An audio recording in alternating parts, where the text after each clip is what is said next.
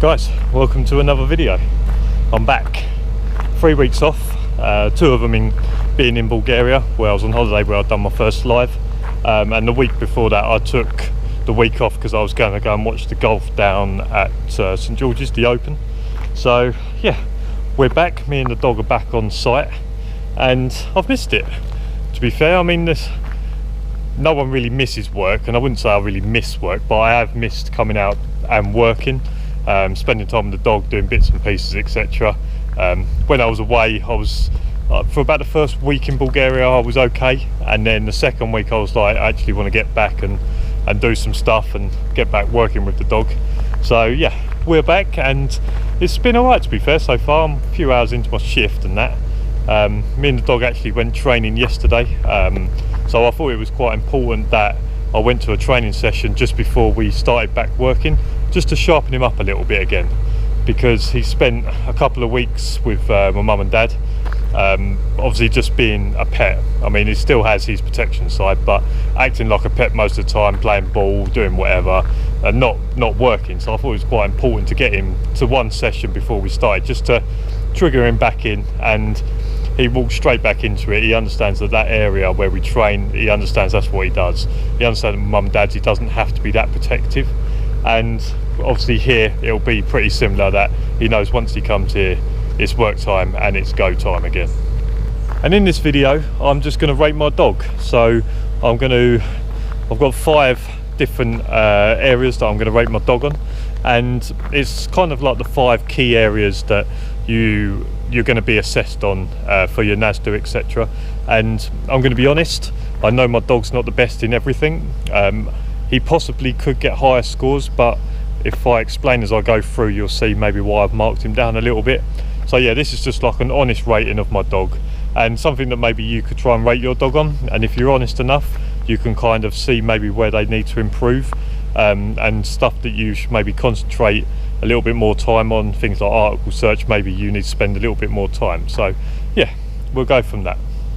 And my NASDO question for this video is, if your dog swallows something he's not meant to, how are you meant to get your dog to bring it back up?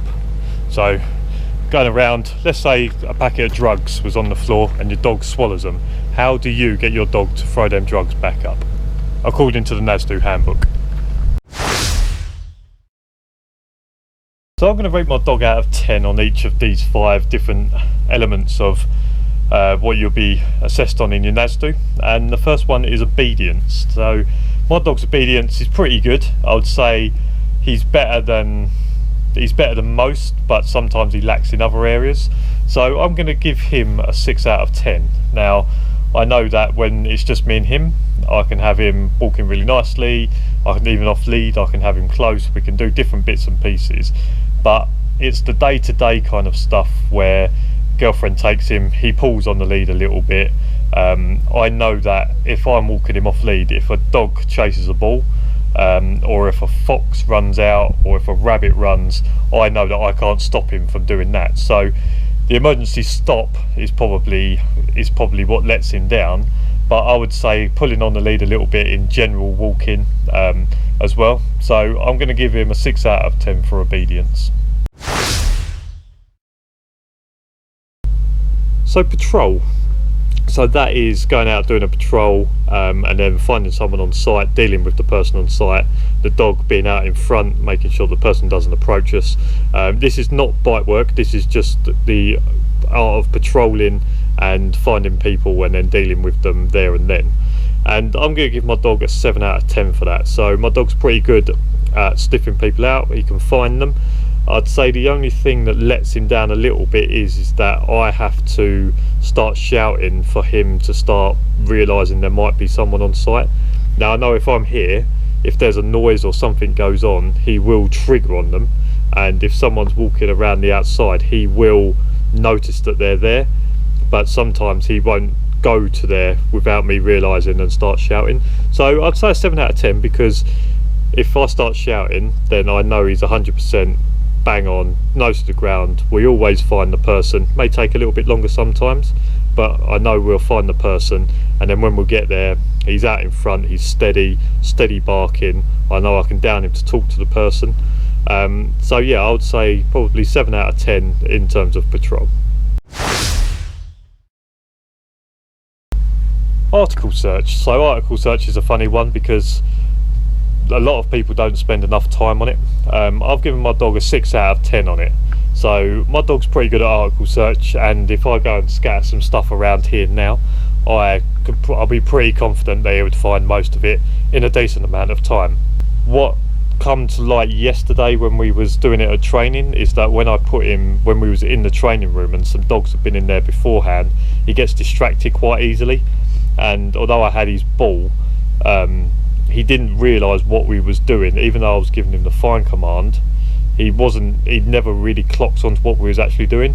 In the end, we found all 4 of the objects, and wood, one of the objects, is something that he's not found before. So his actual article search is good if it's just me and him, but if he's distracted, things like that, he doesn't quite clock onto what we're actually doing. So I think that's pretty fair because he is good at it, but at the moment you have to be in the right kind of, you have to get him in the right kind of headspace in order to do it.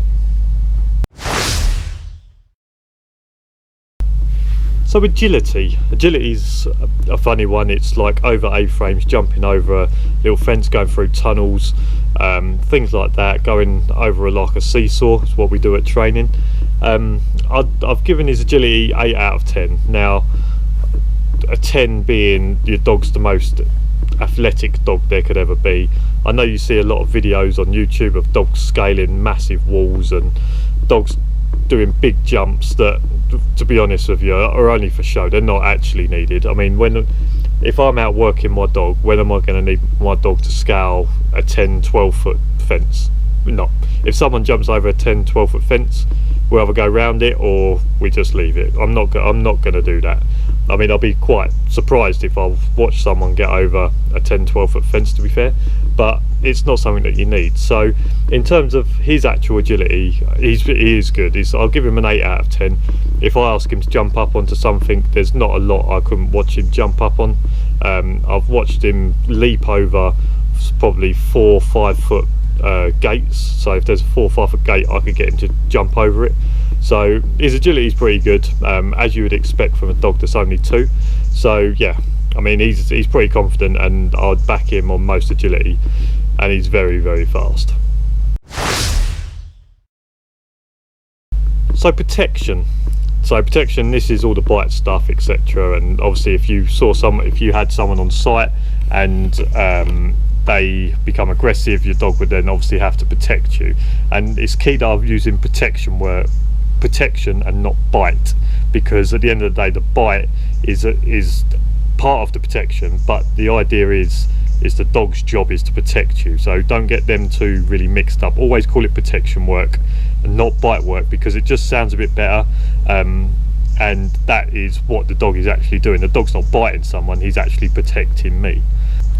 And I've given him a 6 out of 10 for that. This is still a lot of work in progress. He's pretty good. He's getting better every time we do it, and I know that if I needed it, I know he would protect me. But if I'm kind of looking at in a scale of 1 to 10, 10 being the best protection dog, the most aggressive protection dog, he's nowhere near that, and I know that, and I don't think he'll ever get up to that. What I'm looking for is to probably get him up to maybe a 7 or an 8, and I'll be quite happy with that. 6 is pretty good. Like I say, I know he'll protect me, I know he'll do his job, but if you start looking at, like, he's never ever going to be a 10, and I understand that. So yeah, I've given him a 6 out of 10 for that.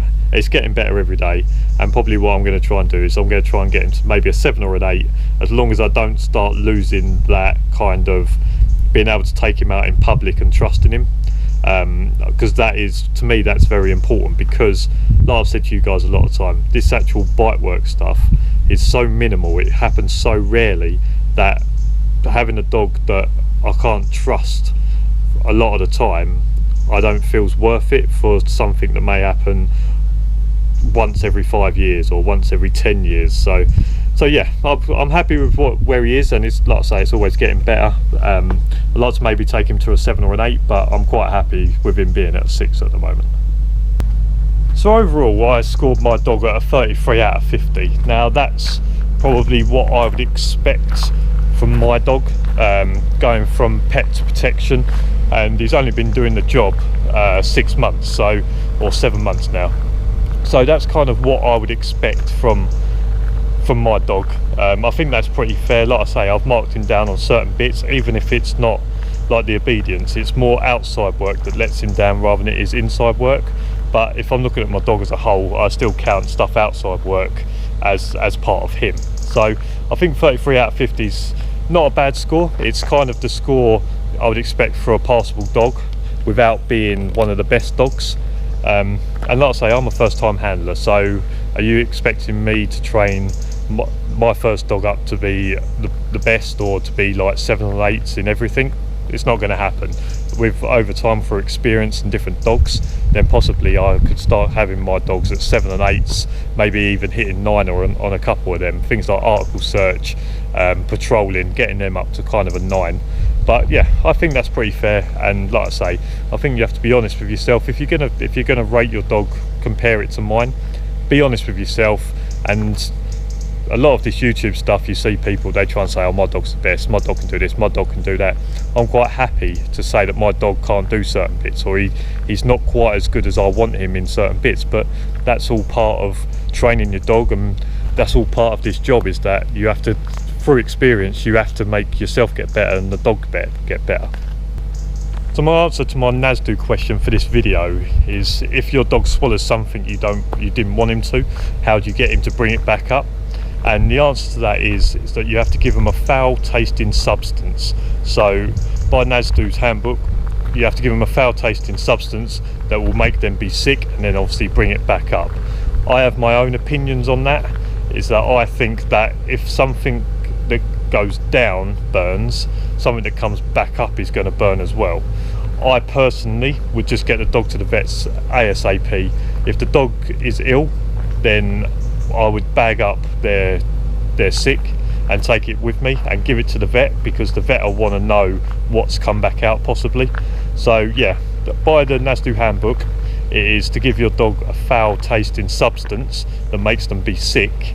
But like I say, I'm on the fence on that. I'd rather just get the dog to the vet ASAP and get it sorted there and then. And if they're sick, like I say, bag it up, take it with you, and just go straight to the vet as a matter of urgency.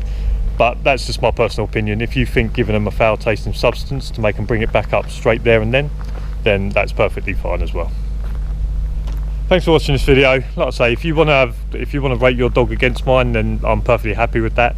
But like I say, you've got to be honest. Don't be down in my comments saying that your dog's a 50 out of 50, because at the end of the day, no one's ever going to believe you. I think I've been quite honest, and like I say, I've got stuff to improve on. And I'm sure that if you're honest with yourself, even if you think your dog's really good at something, I'm sure there are little bits in that you could possibly get better. So don't rate yourself too high.